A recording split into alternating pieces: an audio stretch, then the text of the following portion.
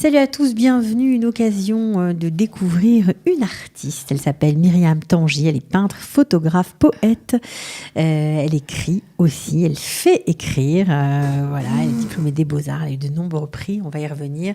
Je vous la présente, elle est à côté de moi. Bonjour Myriam. Bonjour. Bienvenue. Merci. Alors vous n'habitez pas en Israël, vous êtes simplement de passage. Je fais des allers-retours. Voilà, parce que pour des raisons professionnelles et familiales, là vous avez animé il n'y a pas très longtemps une très jolie conférence sur l'une de vos dernières expositions. Voilà, Méritza, ce que femme voit. Vous pouvez nous expliquer, cette exposition, pour ceux qui ne vous connaissent pas, a été très vue puisque vous avez exposé en 2016 au Musée d'art et d'histoire du judaïsme, 15 000 visiteurs, pas mal. Toute l'année, toute une année d'exposition. Alors c'est un travail photographique, on en voit derrière nous, on va en voir je pense aussi, on va voir une image à l'écran tout de suite. Voilà, alors pourquoi avoir écrit sur ce thème Méritza, ce que femme voit, comment tout ça est né? Alors ce travail est né il y a une quinzaine d'années, en faisant un retour sur mon travail photo de nombreuses années avant, j'ai détaché certaines photos et je me suis rendu compte tout à coup de la place où je me trouvais. Alors c'était des photos que j'avais faites soit au Maroc, soit en Union soviétique, soit dans des bar mitzvot. Et tout à coup, je me suis rendu compte de la place, de la distance. Je suis au balcon, je suis derrière un voile. Et cette photo, vous êtes où là? Alors, celle-ci... On la voit à l'image. Voilà, alors celle-ci, en fait, c'est à partir de ce travail. Quand j'ai vu ce travail, je me suis dit, là, il y a quelque chose. Pourquoi je vois rien? Pourquoi je suis si loin? Et en termes de photographie, je me suis dit, je vais aller explorer, voir combien de photos je peux dégager avec des visions différentes. Donc, c'est pas un travail documentaire du tout. C'est vraiment un travail d'exploration de cette dimension-là, de la distance et de la séparation. Ouais, parce qu'on n'a pas traduit le mot Méritza, mais Méritza, ça veut dire séparation. C'est le voile ou le balcon ou toute séparation dans une synagogue entre les hommes et les femmes. D'accord. Voilà. Et donc, quand j'ai commencé ce travail, je suis allée dans la synagogue dans le Marais. On va la revoir. Voilà. Elle est vraiment très jolie, cette photo. Voilà. Celle du bourg Thibourg. Mon père, Renaud Lévrara, a officié en tout cas, été vice-président pendant une cinquantaine d'années. Et donc, je suis allée là, j'ai commencé. Et là dans cette photo, je me dis, mais je veux voir. Donc, je soulève. Vous avez soulevé le c'était je crois, un lundi matin ou un jeudi matin. Et là, je soulève le voile pour voir le Sefer Torah le plus près possible. On a la chance qu'on n'est pas très très loin. Et c'est comme ça que ça a commencé. Donc je suis allée ici et là. Alors bien sûr, je peux photographier Roll HaMoed Sukkot ou Pessah. Je peux aussi lundi matin ou jeudi matin, Rosh Chodesh également. Vous voyez, finalement sur une année, ça fait pas grand-chose. Mais à chaque fois, une synagogue ici ou là. Je suis allée aux États-Unis aussi. J'en ai fait aussi en Israël. Mais c'est drôle cet attrait comme ça pour justement cette barrière. Mais je voulais comprendre. Quand j'ai eu ce choc sur mes propres photos, je voulais en créer d'autres. Et après, au bout d'une année ou deux, j'ai commencé à tenir un journal et à questionner ici et là pourquoi, comment, où les textes. Pour questionner quoi? La distance, la séparation entre les hommes et les femmes dans la société d'aujourd'hui? Alors, moi, je me concentre surtout dans la synagogue. C'est-à-dire, c'est cet espace-là. C'est-à-dire que cet espace qui est pour moi un espace qui n'a rien à voir avec une salle de théâtre, une salle de cinéma ou tout autre espace. C'est la synagogue. C'est-à-dire, on y vient pour une certaine relation verticale avec le Créateur.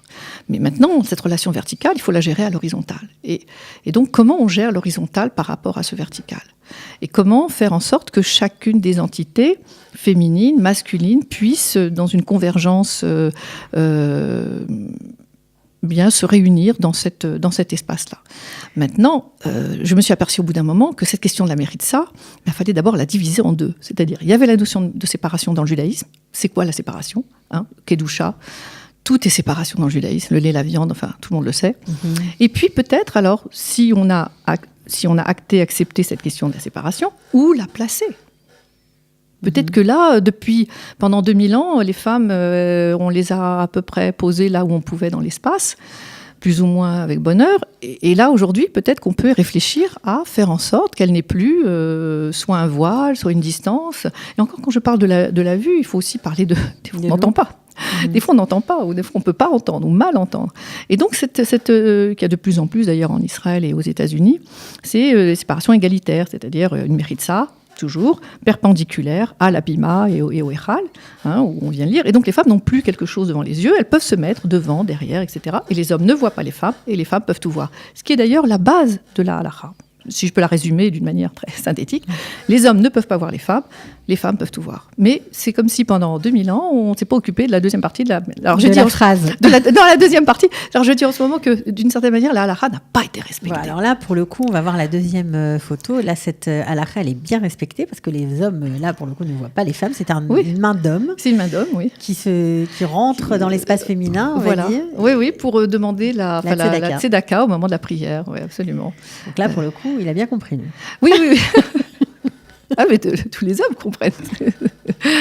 Mais seulement, ils ne sont jamais venus. Et moi, quand j'ai montré mon travail, ça a surpris. Mais tous les hommes qui regardent ça, tout à coup, ils se sont dit, mais c'est ça que vous voyez ? Une fois, je me suis retrouvée dans une synagogue, toute petite synagogue à Paris, dans le nord de Paris, et je suis arrivée. Alors, j'ai fait mes photos, c'était un matin, 7h du matin, lundi matin, j'arrive comme ça. Et là, je demande la permission. Alors, ils me mettent, ils disent, vous serez derrière la mairie de ça. Je dis, oui, bien sûr. Je me mets derrière. Je reviens une semaine après, je montre les photos.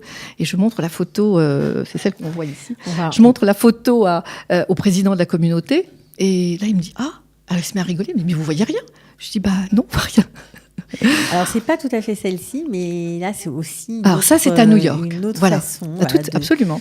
Une autre vision de ce qu'on voit derrière la mairie de ça. Tout à fait. Et c'est dans une synagogue. Vous voyez, il y a à la fois un balcon qu'on aperçoit, mais quand il n'y a pas beaucoup de femmes, on ne les fait pas monter au balcon, on les met derrière, mais tellement derrière qu'on est vraiment très, très, très loin. Alors, ce travail, il faut bien comprendre que ce n'est pas une remise en cause de votre part moi, c'est une exploration. Voilà, c'est ça. C'est important parce que peut-être que certaines vont être choquées. Ah oui, bien sûr.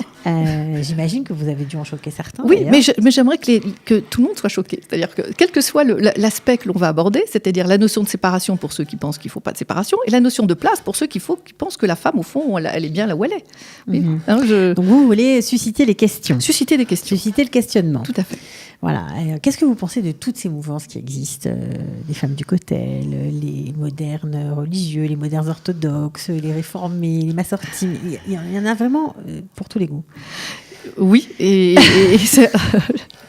alors moi j'essaie de me situer un peu à distance de ça, c'est-à-dire que quand on me demande de quel côté je dis moi je suis juive d'origine hébraïque, voilà, juive, et j'essaye de comprendre, d'aborder, de questionner, de continuer à questionner, voilà. Et peut-être que j'aimerais, au fond, que ce projet, c'est pour ça que cette distance, je voudrais la garder, que chacun puisse vraiment se questionner, c'est-à-dire que les mouvements que l'on dit rapidement non orthodoxes, eh bien, ont accepté la mixité, mais peut-être que comment réfléchir à cette notion de séparation et cette notion de Kedusha, puisque séparation, c'est Kedusha. Et j'ai récemment écrit un article sur, au fond, je me suis posé la question, mais au fond, pour qui cette Meroutsa ? Pour les hommes, pour les femmes, oui, non. En fait, c'est pour le Créateur, tout simplement. On vient là pour lui, donc dans une ascension. Comment faire en sorte de... C'est le désir que peuvent inspirer pas seulement, femmes qui peuvent gêner justement cette... On ne peut pas l'ignorer, cette dimension, mais ce n'est pas forcément que la seule. Moi, je connais nombre de femmes qui sont très contentes où elles sont, même si elles n'entendent rien, même si elles ne voient rien. Si elles sont dans leur autonomie de la prière, c'est OK. Mais il y en a d'autres qui préfèrent être à un endroit différent. Mais c'est vrai que alors, on dit dans les textes, dans la tradition, que là où la Shekhinah réside, il n'y a pas de Yetzer Hara. Bon. Sauf que dans notre synagogue, la Shekhinah, on n'est pas sûr qu'elle y soit. Donc, le Yetzer Hara, il circule forcément. Alors, justement, on parlait de Shekhinah. Il y a une autre photo qu'on va voir tout de suite avec une femme qui met un talit blanc. C'est les femmes du Kotel. Ça a effrayé la chronique ici en Israël. Mais alors, je voudrais juste rappeler que moi, j'ai fait cette photo, je crois, il y a une dizaine d'années. C'est donc un Rosh Chodesh matin. Les femmes du Kotel, à l'origine, en tout cas, parce que ça a bougé beaucoup, si je me permets de parler bien sûr. de ce que résumé, ce sont des femmes orthodoxes qui veulent simplement pouvoir, dans un coin, lire le Sefer Torah pour elles seules, entre elles. C'est basique, on va dire. Voilà, c'est un peu ça. Donc moi, j'arrive un matin, avant Rosh Chodesh matin, et j'ai la chance, j'appelle la chance du photographe, c'est-à-dire que cette femme, elle se met avec un talit, et c'est pas un talit à rayures, noir, bleu, tout blanc. Et vous savez, on est là on porte plein d'images en soi. Tout le monde porte plein d'images. On a un imaginaire, on se rend pas compte des fois. Et quand je vois cette femme, c'est pour moi la Shekhinah qui est là devant moi. Voilà. Et donc vous êtes une artiste, vous avez le droit. Et on est au Kotel, hein, donc, et on dit qu'elle est encore au Kotel. La chérie. Oui. Ok, donc Voilà. vous avez pris beaucoup de photos, plus d'une 50aine, je crois. On va pas malheureusement pouvoir tout voir. On va peut-être encore en voir une ou deux autres. Alors là, c'est un autre travail. Là, on est parti. On n'est plus du tout dans ça, c'était avant. De votre projet Méritza. Là, c'était avant, c'était au Yémen. C'est ça. J'ai eu la chance d'y aller 3 fois. Et à une époque, il y avait encore des Juifs repliés dans des montagnes. Et là, celle que l'on voit ici, c'est dans ce qu'on appelle le Moufredj, c'est-à-dire le salon central où toute la vie se concentre. Et on aperçoit le père qui est en même temps le mori d'autres enfants qui, pendant qu'ils fabriquent des tzitzit, les enfants étudient. Et la femme, vous voyez, elle donne le sein. On voit par terre des casseroles, puisque au Yémen, on mange par terre. On fait tout dans cette pièce, quoi. On fait tout, c'est vraiment le Moufredj, c'est vraiment là, c'est le contraire de la Méritza, là, pour le coup. C'est le lieu de vie, c'est un salon. Il n'y a pas de Méritza dans les salons de personne. C'est le lieu de vie. C'est le lieu de vie. D'accord. Donc vous avez aussi une autre très jolie photo qu'on va voir tout de suite. Alors là, pour le coup, vous étiez en Inde. En Inde, voilà. On a passé un Pessah dans les communautés d'Inde à Alibag, à peu près à 2 heures au sud de Bombay. Et là, elle fabrique la matzah. Ouais. Ça devait être assez oui, c'est impressionnant. Oui, la fabrication de la matzah comme ça. Beaucoup de ces juifs d'ailleurs ont fait leur alia depuis. Oui, absolument, tout à fait. Okay. Alors bon, pour revenir à ce qui fait, on va dire, non pas votre actualité brûlante, mais en tout cas la chose importante que vous avez fait cette dernière année, c'est Méritza, ce que femmes voient. Il y a eu un livre aussi, avec une préface de Shmuel Trigano. Il y a Marc-Alain Waknin qui intervient également dedans, et puis il y a une femme rabbinite israélienne sur la halakha. Il y a une femme rabbin conservative américaine aussi qui intervient sur ça. Il y a un texte du Rav Shriki sur la Kabbalah, parce que il y a un texte de Sonia Saralipsik sur les... Il y a des éclairages vraiment de tous les bords. Oui, de tous les bords, voilà. Je voulais qu'il y ait comme ça de tous les bords pour savoir que toutes les questions puissent être un petit peu... Encore que depuis, j'ai beaucoup de questions qui se sont posées. Le livre est en anglais et en français, et on le trouve à la librairie française ici à Jérusalem. Ouais, la librairie du ou alors chez Stematsky, en le commandant. Voilà. Ok, d'accord. Donc, en tout cas, si vous avez envie de connaître plus avant notre chère amie Myriam Tanguy, vous pouvez aussi vous joindre à son atelier d'écriture. On salue notre ami Claude Journeau, du restaurant Pizzman, s'il nous écoute à Saint-Paul, le fameux. Puisque tous les lundis de 16h à 18h, vous donnez aussi un atelier d'écriture. J'anime un atelier d'écriture que j'ai appelé l'Erlecha, et donc on s'amuse à écrire. C'est vraiment un moment de partage, d'écriture, autour de toutes les dimensions juives, de son identité, sa dimension juive. Pas forcément, mais c'est possible. On laisse flotter les choses pour qu'elles viennent le plus naturellement, le plus simplement possible. D'accord. Bon, en tout cas, ce serait un chouette moyen de vous rencontrer, de vous parler, de vous découvrir, de découvrir aussi votre travail et pourquoi pas le plaisir d'écrire. Merci beaucoup d'être venu jusqu'à nous pour nous avoir exposé ce travail. Est-ce qu'on peut, à part le livre, revoir l'exposition ?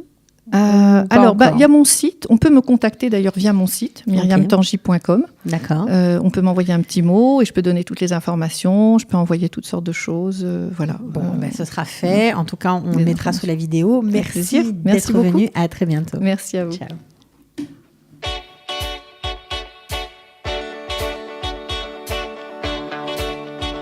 Des artistes, des lives, du kaif et du style, c'est Alabama sur Studio Kalita avec Cathy Choukroun.